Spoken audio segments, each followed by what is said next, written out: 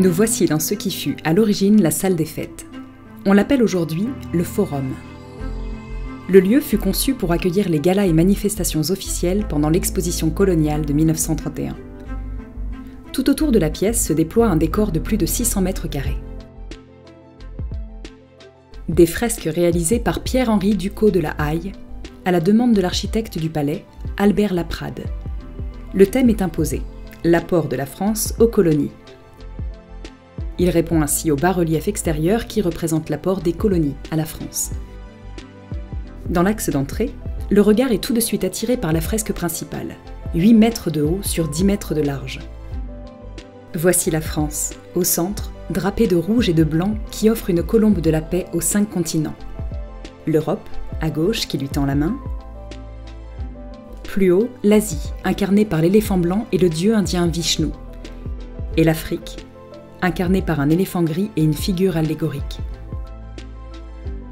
En bas, sur des chevaux marins, l'Océanie et l'Amérique.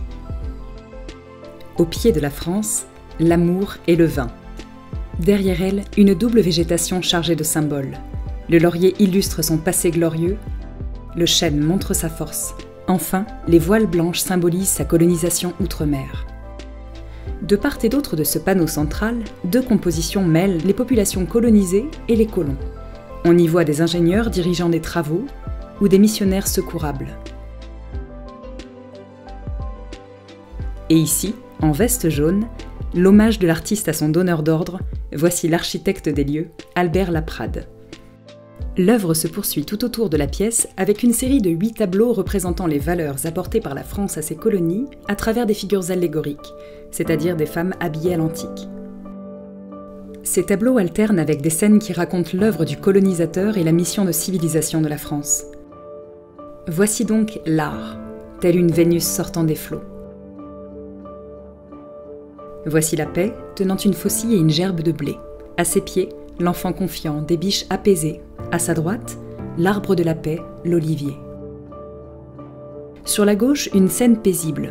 Les populations africaines profitent de la paix et de la prospérité dans une végétation luxuriante. Le travail, ici, s'appuie sur un bœuf, symbole du travail rural. Voici le commerce et l'activité bourdonnante d'un port avec ses jonques et ses navires qui permettent les échanges de denrées. Voici l'industrie, accompagnée par les tisserandes et les cueilleurs d'olives qui seront pressés et transformés en huile d'olive. Voici la liberté, cheveux et manteaux au vent, tenant le célèbre bonnet phrygien et accompagné de Pégase, le cheval ailé fougueux. Ici, le missionnaire blanc qui libère de leur chaîne des esclaves noirs.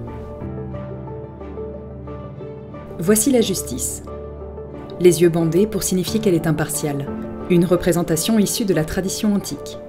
L'architecte avait demandé à l'artiste d'enlever ce bandeau, craignant la controverse autour d'une justice coloniale qui semblerait aveugle. Mais Ducos de la Haye n'écouta pas son commanditaire. Voici enfin la science, symbolisée par le globe terrestre et le compas.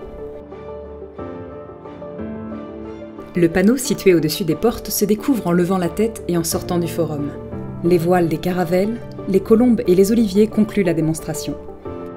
Car l'œuvre s'inscrit dans un message de propagande.